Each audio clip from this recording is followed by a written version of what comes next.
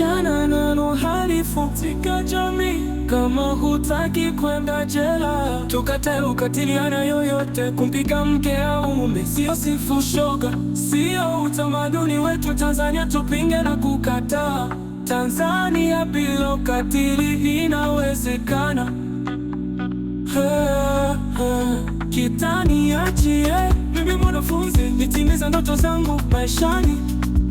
Usitumie vitu kuzima kesho yangu. Mihogo, viazi, kuku, zawadi na simu. Kesho hiyo bora inajengwa na jamii iliyoelimika. Maarifa, vijana tufanye kazi za halali, tuache na tabia za uhalifu. Eti tuma kwa nambari, tupige kazi halali ili kuepuka jela. Kila Mtanzania tusimame imara, tupige ukatili ndani taifa. Mtoto wa kike na kiume wapate elimu bora kwa ajili ya kesho.